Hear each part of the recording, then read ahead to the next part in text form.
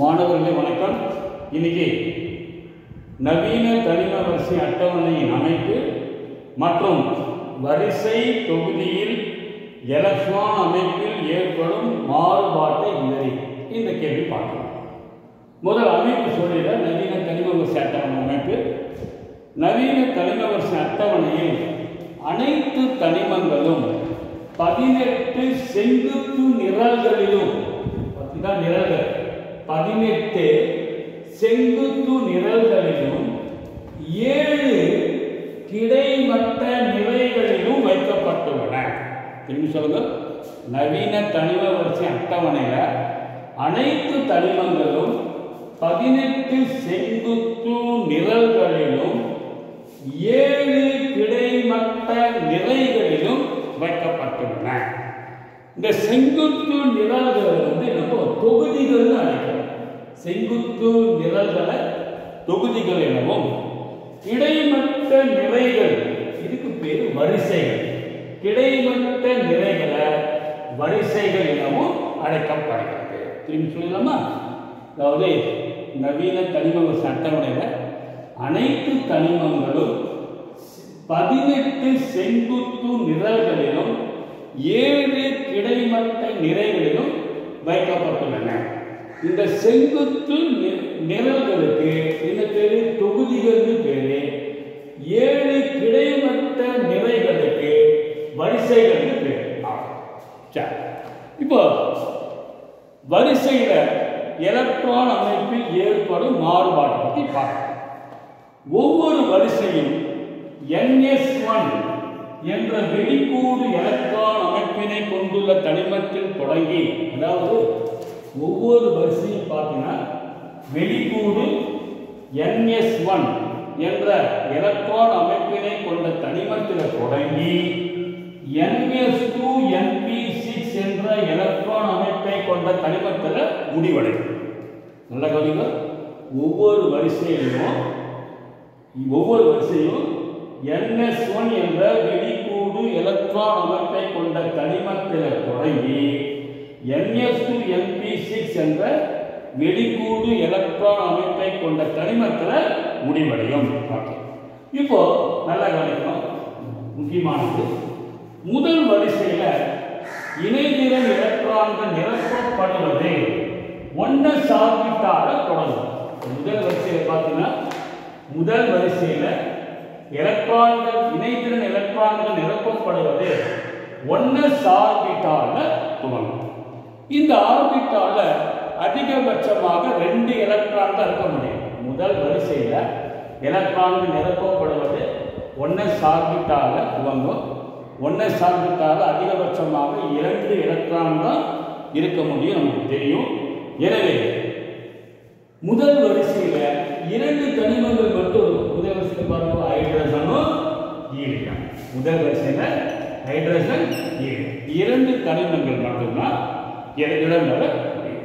Okay, next பார்த்தீங்கன்னா, இரண்டாவது வரிசையில இணைதிறன் எலக்ட்ரான்கள், இரண்டாவது வரிசையில் பாருங்க, இணைதிறன் எலக்ட்ரான்கள் இதுல நம்ம முதல்ல 2s ஆர்பிட்டாலில் துவங்கி 3 2p ஆர்பிட்டால தொடர்கிறது.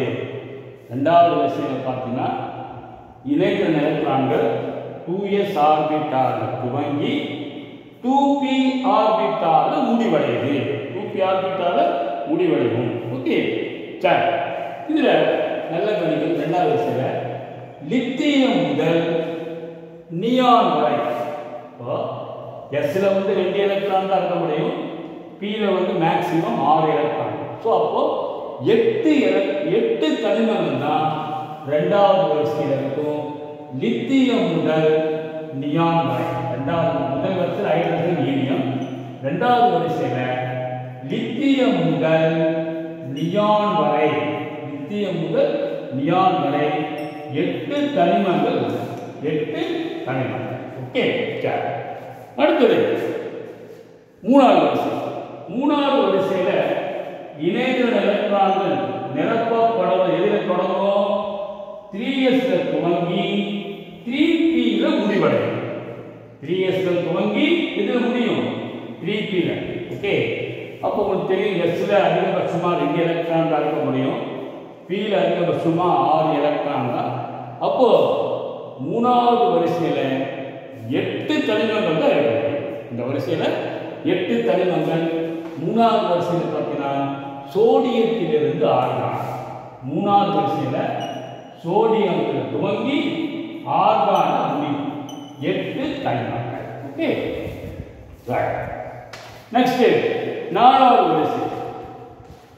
நாலாவது வரிசையில் இணைந்த எலக்ட்ரான்கள் நிரப்பப்படுவது இதில் துவங்கும் 4s துவங்கி அதுக்கப்புறம் 3d அதுக்கப்புறம் 4p. 4s துவங்கி சொல்லுங்க, பின்னர் 3d மற்றும் 4p ஆர்பிட்டால நிரப்பப்படுது. 4s துவங்கி 3d மற்றும் 4p அதுல நிரப்பப்படுகிறது. இதுல நாலாவது வரிசையில் பார்த்தீங்கன்னா பொட்டாசியத்தில் துவங்கி கிரிப்டான் வரை மொத்தம் 18 தனிமங்கள் இருக்கும். நாலாவது வரிசையில் பொட்டாசியத்தில் துவங்கி கிரிப்டான் வரை மொத்தம் 18 தனிமங்கள் உள்ளன. சரி, அடுத்தது முக்கியமான பாயிண்ட் நல்லா கவனிக்கணும். நாலாவது வரிசையில் 3d ஆர்பிட்டாலில் இந்த 3d ஆர்பிட்டால நாலாவது வரிசையில் 3d ஆர்பிட்டால இணைதிறன் எலக்ட்ரான்கள் நிரம்புதல்.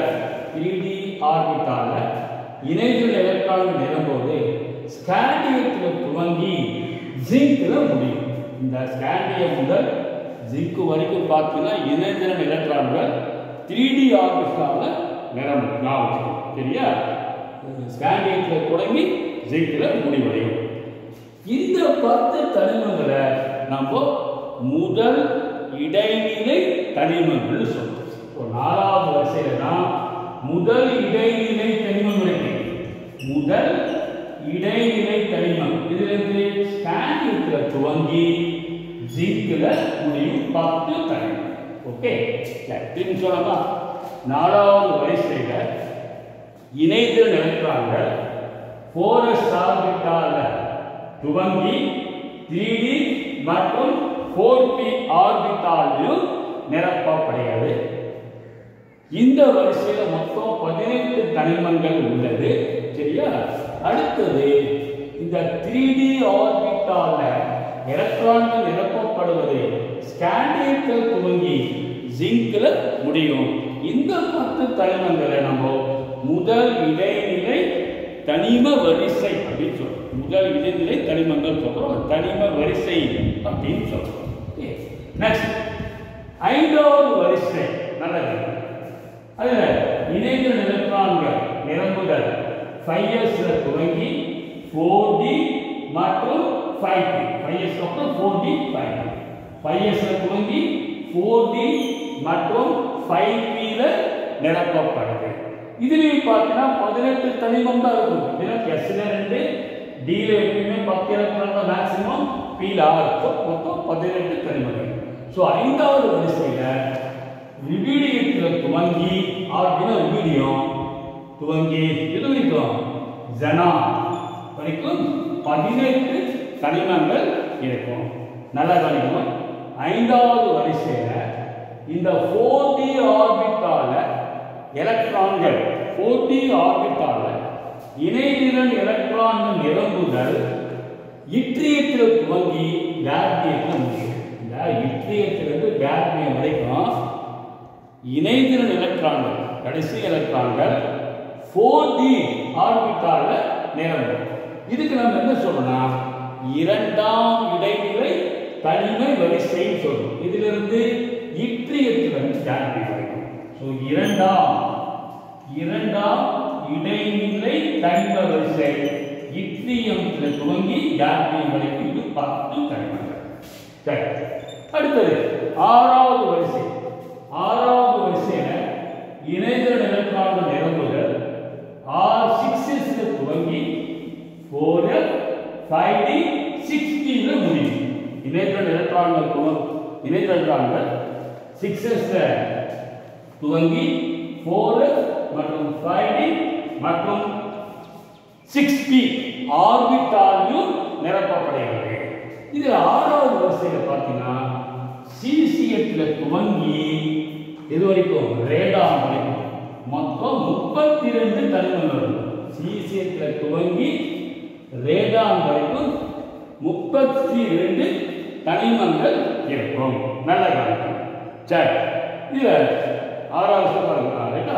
சரி, இதில் ஆறாவது வரிசையில் 5D ஆர்பிட்டால இணைதிறன் எலக்ட்ரான்கள் நிரம்புதல். 5Dல இணைதிறன் எலக்ட்ரான்கள் நிரம்புதல் ஆஃப்னியத்தில் துவங்கி பாதரசத்தில் முடியும். இந்த ஆஃப்னியத்திலிருந்து பாதரசத்தில் முடியும். இணைதிறன் எலக்ட்ரான்கள் 5D ஆர்பிட்டால நிரம்பும். சரியா? இதை நம்ம மூன்றாம் இடைநிலை வரிசைன்னு சொல்லுவோம். மூன்றாம் இடைநிலை வரிசை எதுன்னு சொல்லுங்க? ஆஃப்னியத்தில் துவங்கி சரியா பாதரசத்தில் முடியும். இது 10 தனிமங்கள். மூன்றாம் இடைநிலை வரிசை அப்படின்னு சொல்லுவோம். அதே போல நல்ல கவனிங்க. திரும்பி சொல்லுங்க. ஆறாவது பாருங்க. ஆறாவது வரிசையில் ஆறாவது வரிசையில் பார்த்தீங்கன்னா திரும்பி சொல்றேன். சிசிஎத்தில் துவங்கி இது வரைக்கும் ஜெனான் வரைக்கும் 32 தனிமங்கள் இருக்கும். ஓகே, நெக்ஸ்ட் இந்த 5D ஆர்பிட்டால இணைதிறன் எலக்ட்ரான்கள் நிரம்புதல் ஆஃப்னியத்தில் துவங்கி பாதரசத்தில் முடியும். இந்த ஆஃப்னியத்திலிருந்து பாதரசம் வரைக்கும் எலக்ட்ரான்கள் இதில் நிரம்பும். 5D ஆர்பிட்டால நிரம்பும். இதை நம்ம என்ன சொல்றோம்னா மூன்றாம் இடைநிலை வரிசை. மூன்றாம் இடைநிலை வரிசை அப்படின்னு சொல்றோம். இடைநிலை தனிம வரிசை அப்படின்னு சொல்றோம். அடுத்தது நல்ல கவனிக்கணும். இன்னொரு பாயிண்ட்.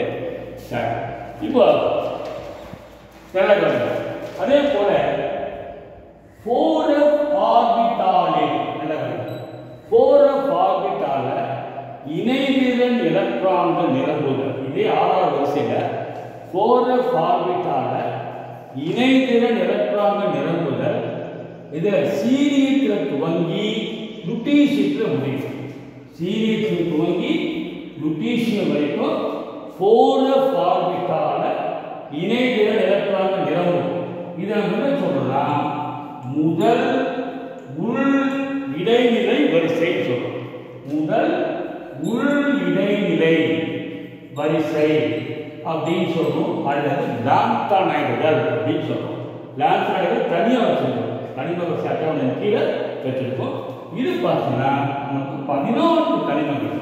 14 தனிமங்கள். அதாவது இணைதிறன் எலக்ட்ரான்கள் 4f ஆர்பிட்டால நிரம்பும். இதிலிருந்து சீரியஸ் துவங்கி லுட்டீசியம் வரைக்கும் இந்த தனிமங்களுக்கு முதல் உள் இடைநிலை தனிம வரிசை அப்படின்னு பேரு 14 தனிமங்கள். அதே போல 7வது வரிசை. இப்போ 7வது வரிசையில சொல்லுங்க. 7s ஆர்பிட்டால எலக்ட்ரான் நிரம்புவது துவங்கி அப்புறம் 5s 6d 7p வரைக்கும் நிரம்பும். எலக்ட்ரான்கள் 7s துவங்கி பின்னர் 5s 6d 7p ஆர்பிட்டாலில் நிரப்பப்படுகிறது. சரியா? இந்த 7வது வரிசையில் பார்த்தீங்கன்னா பிரான்சியம் முதல் எவ்வளவு தெரியுமா இருக்கு? அணு எண் 118 வரை, அணு எண் 118 வரை 32 தனிமங்கள் 7வது வரிசை. இதுல நல்லா கவனிக்கணும். 7வது வரிசையில இப்போ நல்லா கவனிக்கணும். 7வது வரிசையில ருஃபீனியத்திலிருந்து ருஃபீனியத்திலிருந்து அணு எண் 112 வரைக்கும் இணைதிறன் எலக்ட்ரான்கள் 6d ஆர்பிட்டால நிரம்பும்.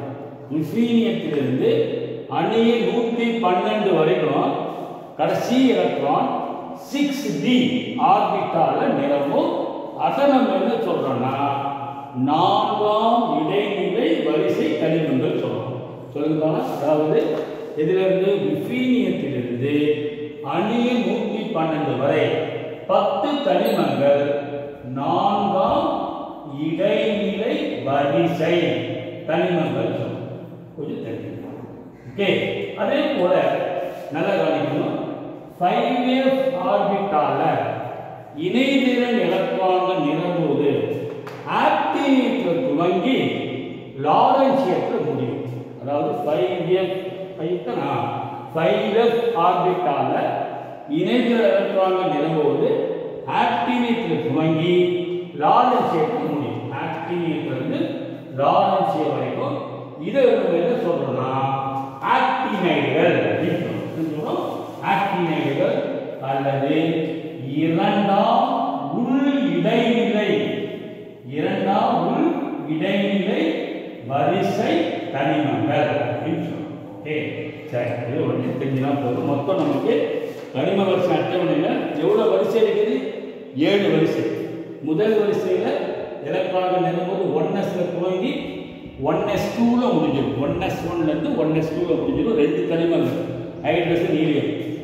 ரெண்டாவது வரிசையில் 2s எலக்ட்ரான்கள் 2s ஆர்பிட்டால்ல துவங்கி இதில் முடியும் 2p முடியும்.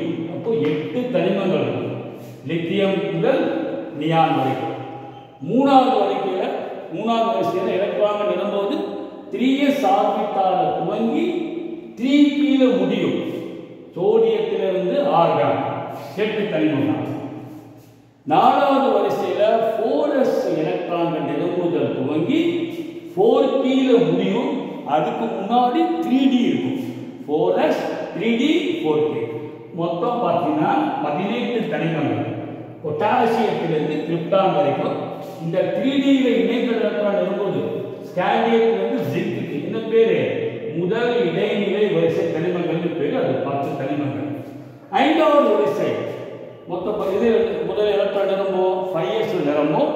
அதுக்கப்புறம் 5s அப்புறம் 5s அப்புறம் 5p முடியும். அதுக்கு முன்னாடி 4d சரியா? 4d 5s 4d ஐந்தாவது வரிசை 5s 4d 5p மொத்தம் 18 தனிமங்கள். இதுல இணைதிறன் எலக்ட்ரான்கள் 4d நிரம்புது. இதிலிருந்து இட்ரியத்திலிருந்து டால்பியம் வரைக்கும் இதுக்கு நம்ம என்ன சொல்றோம்? இரண்டாம் இடைநிலை தனிம வரிசை சொல்றோம். நெக்ஸ்ட் ஆறாவது வரிசையில இணைதிறன் எலக்ட்ரான்கள் இதில் தொடங்கும் 6s தொடங்கும். 6s துவங்கி இதுல முடியும் 6p முடியும். 6s துவங்கி 6p அதுக்கு முன்னாடி 4f 5d. ஓகே, சரி. இதுல 5d வந்து இணைதிறன் எலக்ட்ரான்கள் நிரம்புவது எங்கிருந்து? ஆஃப்னியத்திலிருந்து பாதரசம் வரைக்கும். இதுக்கு வந்து மூன்றாம் இடைநிலை வரிசை சொல்றோம். இது 10 தனிமங்கள். அதே போல 4f ஆர்பிட்டால இணைதிறன் எலக்ட்ரான்கள் நிரம்புதல் எங்கிருந்து? லாந்தனத்தில் துவங்கி லுட்டீசியத்தில் முடியும். இதுக்கு பேரு முதல் உள் இடைநிலை வரிசை அல்லது லாம்பனைடுகள் பேரு. ஏழாவது வரிசையில எலக்ட்ரான்கள் நிரம்புதல் 7s முடிஞ்சு 7p முடியும். அதுக்கு முன்னாடி பார்த்தீங்கன்னா என்ன வரும்? 5f வரும் 6d வரும். Okay, 6d. ஓகே, அப்போ 3 4 5 ரைட். அப்போ இணைதிறன் எலக்ட்ரான்கள் 6d ஆர்பிட்டால்ல நிரம்புற 10 தனிமங்கள். இதிலிருந்து ருபீனியத்திலிருந்து 112 வரைக்கும் அதுக்கு 4ஆம் இடைநிலை வரிசை தனிமங்கள் சொல்றோம். அதே போல இணைதிறன் எலக்ட்ரான்கள் 5s ஆர்பிட்டால்ல நிரம்புற தனிமங்கள் ஆக்டிவ்ல துவங்கி லாரன்சியத்துல முடியும். இதுக்கு பேரு ஆக்டினியம் பேரு அல்லது இரண்டாம் உள் இடைநிலை தனிமங்கள் பேரு. அடுத்தது ரொம்ப ஈஸி தான். அடுத்தது இப்போ வந்து நம்ம தொகுதிகளை பற்றி பார்க்கலாம். ரொம்ப ஈஸி தான்.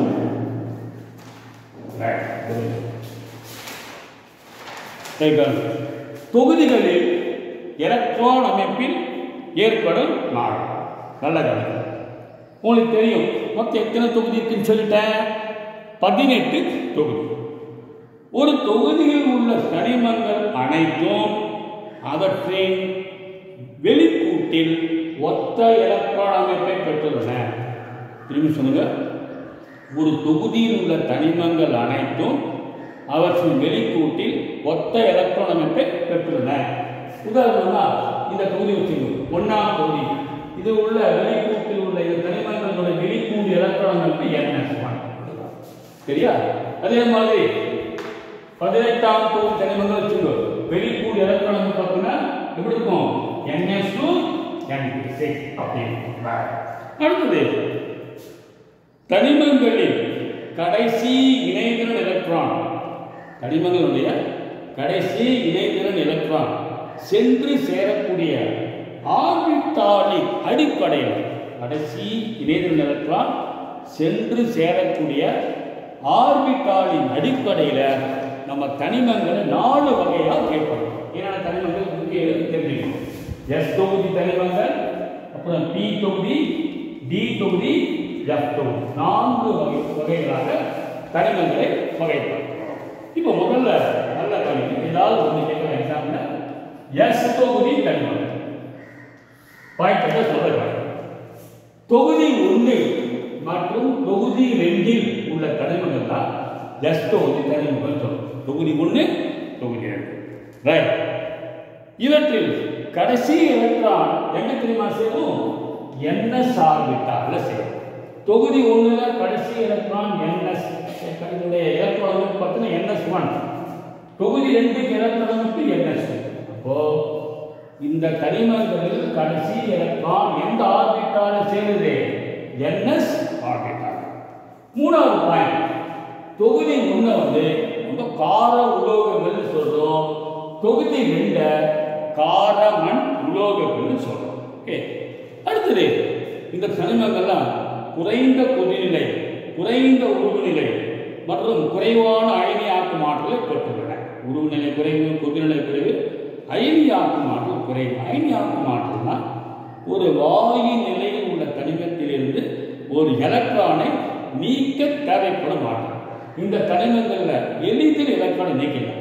கொஞ்சம் ஆற்றல் கொடுத்தாலே எலக்ட்ரான் நீக்கலாம். இந்த அயனியாக்கும் ஆற்றல் குறைவு. மென்மையான உலோகம், ரொம்ப சாஃப்ட். இப்போ சோடியத்தெல்லாம் கத்தியாலே வெட்டலாம். சோடிய உலோகத்தை கத்தியாலே வெட்டலாம். இவை அதிகமான வினைத்திறன் உரியவை, வினைத்திறனை பெற்றுள்ளவை, நல்ல வேகமாக வினைகள். அடுத்தது இந்த இவற்றினுடைய சேர்மங்கள் அயனித்தன்மை உடையவை, அதாவது அயனி சேர்மங்களை உருவாக்குகின்றன. அடுத்தது இந்த கனிமங்கள் அதிக நேர்மின் தன்மையும் தீசுடரில் நிறத்தையும் தரும். இப்போ வந்து நீங்கள் தீசுடரில் இந்த உலோகத்தினுடைய உப்பையோ இந்த உலோகத்தையோ காட்டினா ஒரு குறிப்பிட்ட நிறத்தை தரும். சோடியம் பார்த்தீங்கன்னா மஞ்சள் நிறத்தை கொடுக்கும். ஒவ்வொரு உலோகமும் ஒவ்வொரு நிறத்தையும் தரும். போதும் சொல்லுமா? தொகுதி 1, தொகுதி 2 உள்ள தனிமங்கள் தான் S தொகுதின்னு சொல்கிறோம். 2வது பாயிண்ட், இந்த தனிமங்களில் கடைசி எலக்ட்ரான் NS ஆர்பிட்டால சேருது. தொகுதி 1க்கு கார உலோகங்கள் பேரு, தொகுதி 2க்கு கார மண் உலோகங்கள். அடுத்தது குறைவான கொதிநிலை, குறைவான கொதிநிலை பெற்றுள்ளன. குறைவான அயனியாக்கும் ஆற்றல், அயனியாக்கும் ஆற்றலும் குறைவு. அதிக வினை புரியும் தன்மைன்னு சொன்னேன். 6வது பாயிண்ட் சொன்னேன், அயனி சேர்மங்களை உருவாக்குகிறது. அதிக நேர்மின் தன்மை உடையது. என்ன அர்த்தம்னா எலக்ட்ரானை எளிதில் எழுதும், நேர்மின் அயனியாக மாறும். ஸோ அதிக நேர்மின் தன்மை உடையது. அதே போல தீசுடரில் குறிப்பிட்ட நிறத்தினை உருவாக்கும் தன்மையை பெற்றுள்ளது. அடுத்தது P தொகுதி தனிமங்கள். P தொகுதி தனிமங்கள் தனிமங்கள் சட்டவரையில் 13லிருந்து 18 வரை உள்ள தனிமங்கள். இந்த 13ஆம் தொகுதியிலிருந்து 18ஆம் தொகுதி வரை உள்ள தனிமங்கள் P தொகுதி. இந்த தனிமங்களுடைய பொதுவான எலக்ட்ரான் அமைப்பு NS2 NP126. S orbital 2 electron இருக்கும், P ஆர்பிட்டால் 1லிருந்து 6 வரைக்கும் எலக்ட்ரான். 3வது இதில் 16ஆம் தொகுதி முக்கியமான தொகுதி, இது பேரு சால்கோஜன்கள் பேர். சால்கோஜன்னா தாதுக்களை உருவாக்கும் தனிமங்கள். உதாரணமாக பூமியில் தாதுக்கள்லாம் பார்த்தோன்னா ஆக்சைடாக இருக்கும். இரும்பு பார்த்தோன்னா ஆக்சைடு, ஹேமடைட், மேக்னடைட் இந்த மாதிரி. சரியா? அதே போல் துத்தநாகம், லெட்டெல்லாம் பார்த்தோன்னா சல்ஃபைடு தாதுக்களாக இருக்கும். ஸோ அதனால் இதில் சால்கோஜன் பேர். 17ஆம் தொகுதிக்கு ஹாலஜன்கள் பேர். 17 என்ன பேர்? ஹாலஜன். ரைட். 18ஆம் நாளாக இந்த 18ஆம் தொகுதிக்கு மந்த வாயுக்கள் பேரு அல்லது ரேர் கேஸ் சொல்லுவோம். உயிரிய வாயுக்கள். இதனுடைய எலக்ட்ரான் பார்த்தீங்கன்னா NS2 NPC இருக்கும். அதாவது வெளிக்கூட்டில் முழுமையாக எலக்ட்ரான்கள் நிரப்பப்பட்டது. NS2 NPC. அதாவது இத்தொகுதி தனிமங்கள் முழுமையாக நிரப்பப்பட்ட இணைகிற கூட்டு எலக்ட்ரான் அமைப்பை பெற்றுள்ளது. NS2 NPC. அடுத்தது இந்த தனிமங்கள் பி தொகுதி பார்த்தீங்கன்னா பொதுவாக அதிக எதிர்குறி எலக்ட்ரான் கவர்த்தன்மையை பெற்றுள்ளது. எலக்ட்ரான் கவர்த்தன்மை இந்த தனிமங்களுக்கு அதிகம். நெக்ஸ்ட் அயனியாக்கும் ஆற்றல் பார்த்தீங்கன்னா கார உலோகங்களை காட்டிலும் அதிக அயனியாக்கும் ஆற்றல். நிறைய ஆற்றலை கொடுத்தா தான் எலக்ட்ரானை நீக்க முடியும். சரியா? 7வது பாயிண்ட், இவை சக பிணைப்பு சேர்மங்களை உருவாக்குகிறது. இதை உருவாக்கும் சக பிணைப்பு சேர்மங்களை உருவாக்கும். அடுத்தது இவைகள் உருவாக்கும் பல்வேறு சேர்மங்களில் ஒன்றுக்கு மேற்பட்ட ஆக்சிஜனேற்ற நிலைகளை பெற்றுள்ளன. இவைகளை உருவாக்குற பல்வேறு சேர்மங்களில் ஒன்றுக்கு மேற்பட்ட ஆக்சிஜனேற்ற நிலை. சரியா? உதாரணம் ஒன்றே சொல்லிட்டா, இப்போ கந்தக டை ஆக்சைடு ஆக்சிஜனேற்ற நிலை கந்தகத்துக்கு +4. அதே சல்ஃபர் டை ஆக்சைடுனா ஆக்சிஜன் நிலை +6. சரியா? இப்போ சொல்லிடலாமா? பி தொகுதி பற்றி சொல்லுங்க. 13ஆம் தொகுதியிலிருந்து 18ஆம் தொகுதி வரை உள்ள தனிமங்கள். இந்த தனிமங்களுடைய பொதுவான எலக்ட்ரான் அமைப்பு எப்படி? NS2 துவங்கி NP1 to 6. சரி. 14ஆம் தொகுதிக்கு சால்கோஜன் பேரு. 17 என்ன பேர் சொன்ன? ஹாலஜன். 4வது பாயிண்ட் 18ஆம் தொகுதி உயிரிய வாயுக்கள் பேரு. இவை முழுவதுமாக நிரப்பப்பட்ட கூட்டு எலக்ட்ரான் அமைப்பை பெற்றுள்ளது. பொதுவாக இந்த தனிமங்கள் சகப்பிணைப்பு சேர்மங்களை உருவாக்குகிறது. அதிக எதிர்குறி எலக்ட்ரான் கவர்த்தன்மையை பெற்றுள்ளன. அடுத்தது இந்த கார உலோகங்கள், கார மண் உலோகங்கள் இந்த S தொகுதியை காட்டிலும் அதிக அயனியாக்கும் ஆற்றலை பெற்றுள்ளன. இவைகள் உருவாக்கும் சேர்மங்கள்ல ஒன்றுக்கு மேற்பட்ட ஆக்சிஜனேற்ற நிலைகளை பெற்றுள்ளன. நெக்ஸ்ட் டி தொகுதி தனிமங்கள். இப்போ டி தொகுதி தொகுதி 3லிருந்து 12 வரை உள்ள தனிமங்கள். இதுக்கு பேர் தான் டி தொகுதி தனிமங்கள். தொகுதி 3லிருந்து 12. இந்த தனிமங்களுடைய எலக்ட்ரான் அமைப்பு NS2 N-1 D 1 to 10. NS-ல 1 to 2, N-1 D 1 to 10. அதாவது வெளிக்கூட்டு S ஆர்பிட்டால 1லிருந்து 2 வரைக்கும் எலக்ட்ரான் இருக்கும். அதுக்கு முன்னாடி இருக்கிற D ஆர்பிட்டால 1லிருந்து 10 வரைக்கும் இருக்கும். இத்தனிமங்கள் ஒன்றுக்கு மேற்பட்ட ஆக்சிஜனேற்ற நிலைகளை பெற்றுள்ளன. உதாரணமாக பார்த்தீங்கன்னா மேங்கனீஸ் நிறைய ஆக்சிஜன். மேங்கனீஸ் பார்த்தீங்கன்னா +2, +3, +4, +6, +7 இந்த மாதிரி இந்த தனிமங்கள் பல்வேறு ஆக்சிஜனேற்ற நிலையை பெற்றுள்ளன. இவைகள் அயனி சேர்மங்கள், சகப்பிணைப்பு சேர்மங்கள், ஈதல் சேர்மங்கள், ஈதல் சகப்பிணைப்பு சேர்மங்கள். அதெல்லாம் சின்ன கிளாஸ் படிச்சுட்டீங்க. அந்த சேர்மங்கள்லாம் தரவு. Okay, right.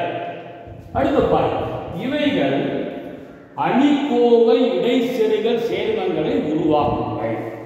அணிக்கோவை இடைச்செருகல் சேர்மம்னா இந்த உலோகங்களினுடைய அணிக்கோவை இடைவெளியில, அணிக்கோவை தளத்தின் இடைவெளியில சிறிய அணுக்கள் இடம்பெறும். உதாரணமாக ஹைட்ரஜன், போரான் போன்ற தனிமங்கள் இந்த அணிக்கோவை இடைவெளியில இடம்பெயரும்.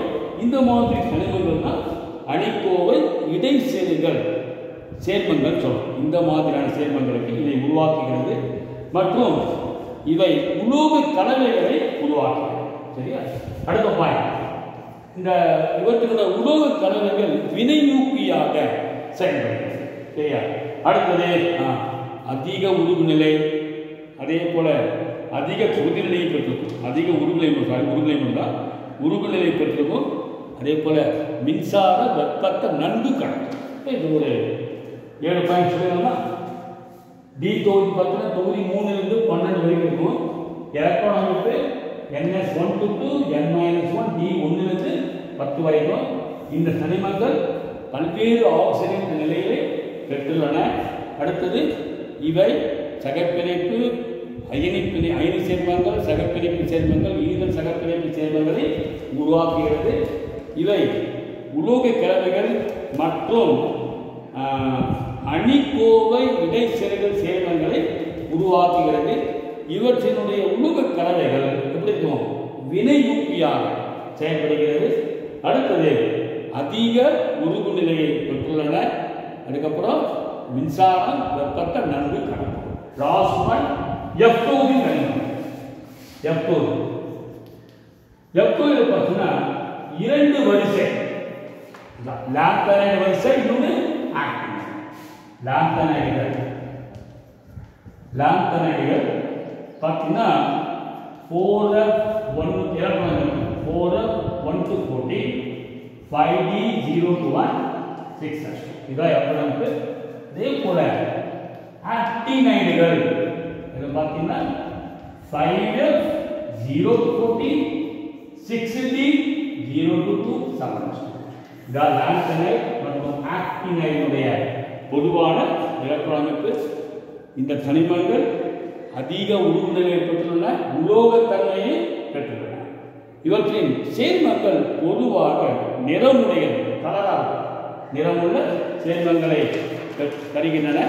அதே போல மாறுபடும் ஆக்சிஜனேற்ற நிலையை பெற்றுள்ளன. 4 பாயிண்ட் திரும்பி சொல்லுறேன். எஃப் தொகுதியில் 2 வரிசை, லாந்தனைடு, ஆக்டினைடு. லாந்தனைடு எலக்ட்ரானுக்கு 4F1 to 14, 5D0 to 1, 6H2.